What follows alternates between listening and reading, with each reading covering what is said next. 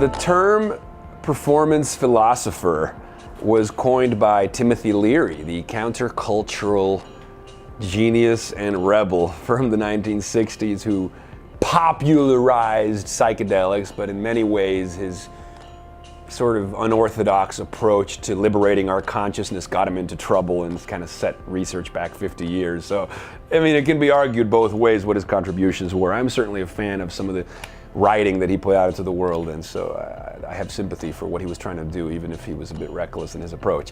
But he coined the term performance philosophy, which I really love. He basically said in the information age, because he eventually became a cyberneticist. He started as a psychedelic explorer, but eventually said that technology and computers were the new psychedelics because they literalized the human mind. They were literally mind manifesting, which is what psychedelic means. So he came out in the 80s and 90s as a singularity cyberneticist, and he said, in the information age, you don't teach philosophy. Philosophy, of course, means love of wisdom.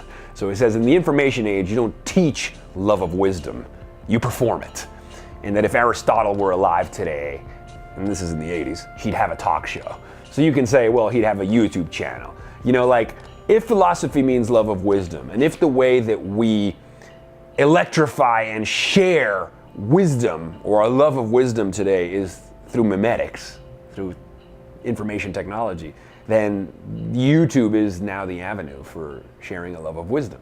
And so I wrote about that in Huffington Post years ago, this idea of it, and I was referring to my work as an attempt to partake in this performing philosophy and in espousing a love of wisdom out loud and sort of like the spoken word meditation, so to speak.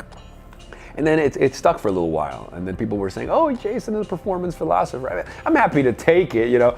It might be a little pretentious, but I do love the phrase that philosophy should be performed, you know, not taught.